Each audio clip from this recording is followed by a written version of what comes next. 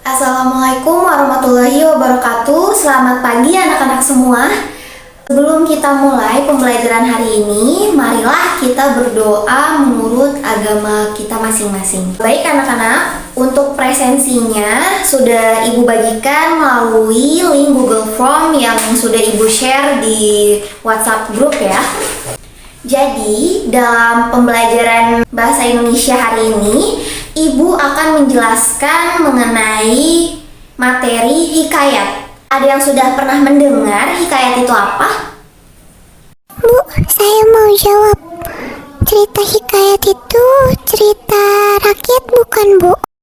Iya, benar. Hikayat itu merupakan salah satu dari ragam cerita rakyat yang sudah berkembang di Indonesia.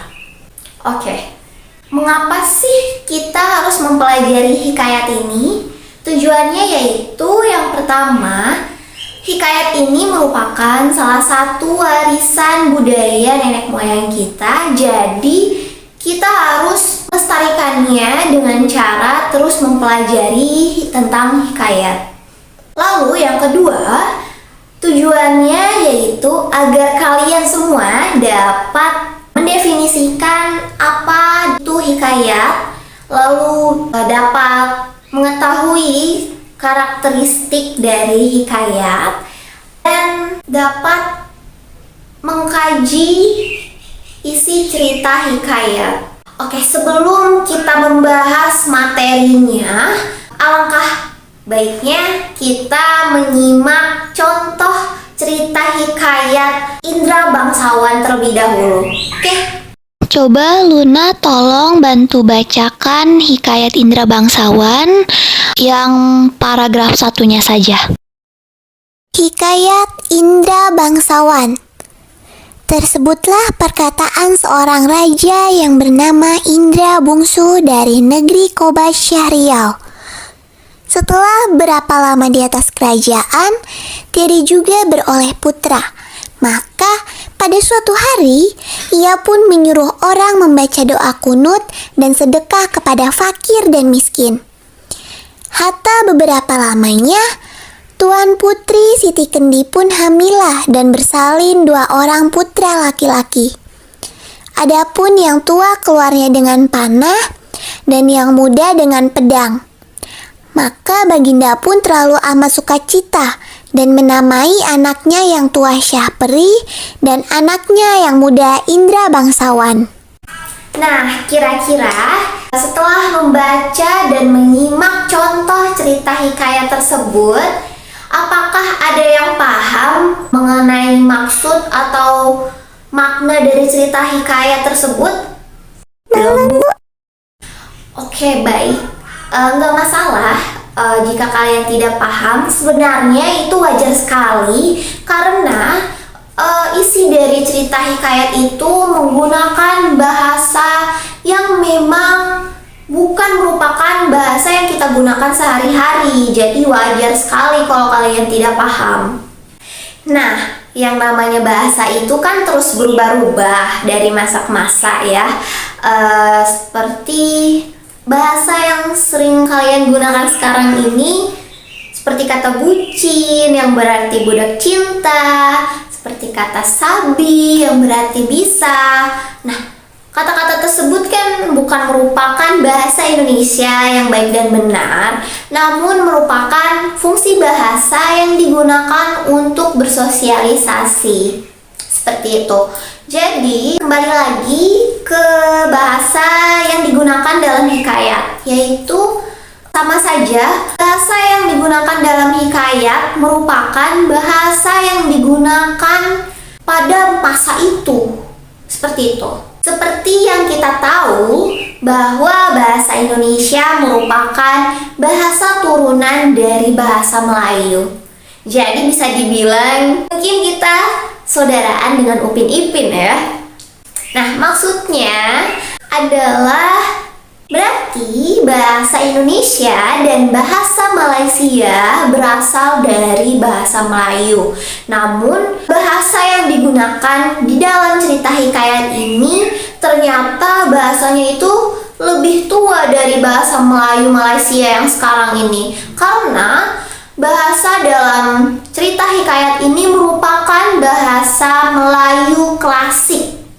Oke, jadi dapat disimpulkan bahwa pengertian dari hikayat adalah cerita yang masih menggunakan bahasa Melayu klasik yang berciri khas, menonjolkan kemustahilan dan kesaktian dari para tokohnya.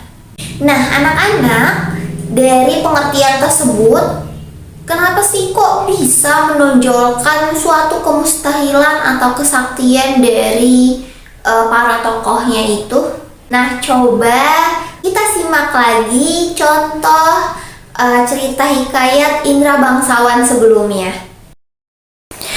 Oke, mari kita lihat pada kalimat Tuan Putri Siti Kendi pun hamilah dan bersalin 2 orang putra laki-laki.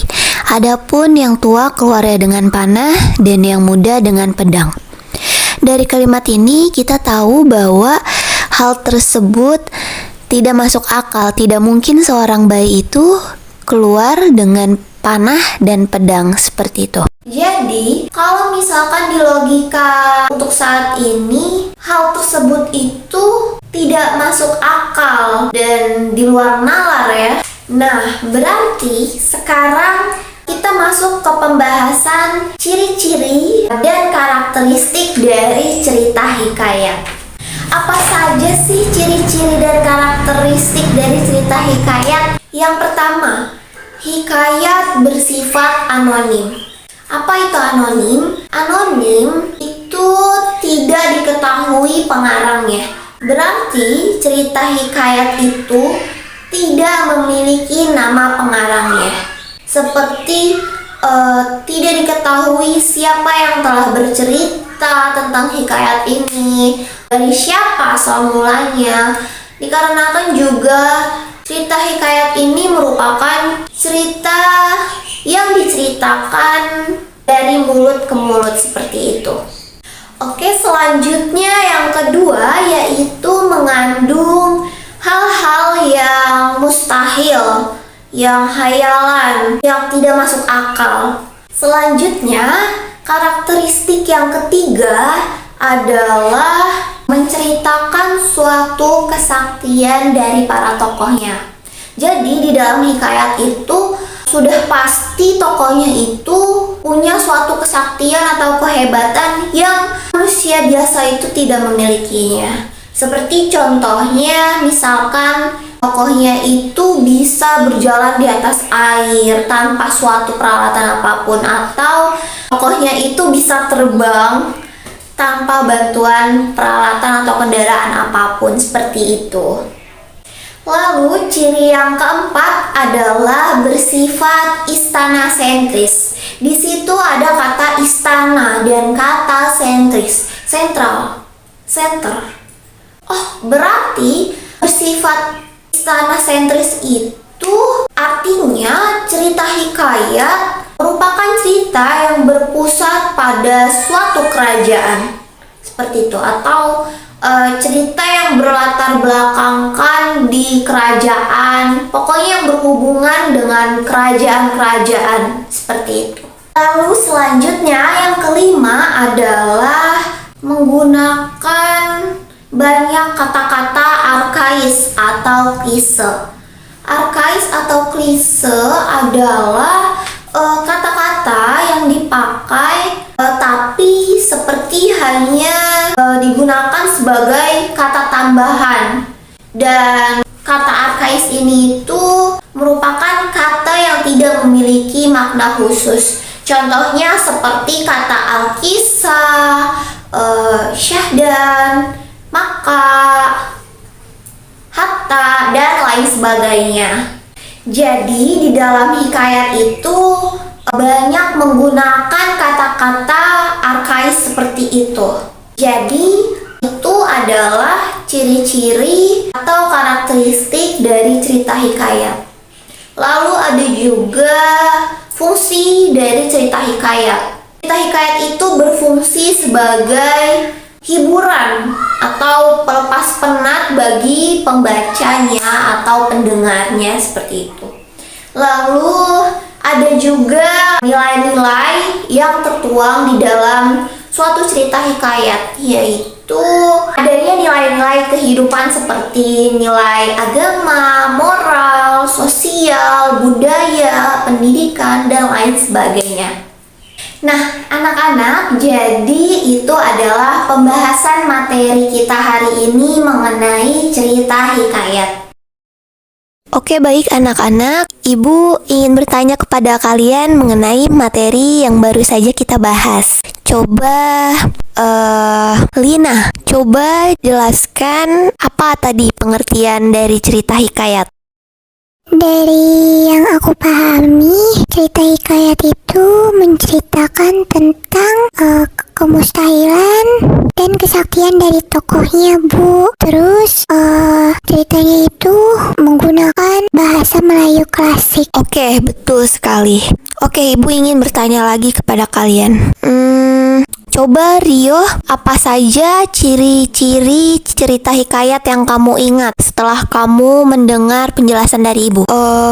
Ciri-ciri yang saya ingat tadi itu hikayat itu bersifat anonim, terus bersifat istana sentris, terus menggunakan bahasa arkais, terus mengandung hal-hal yang tidak masuk akal dan lain sebagainya, Bu.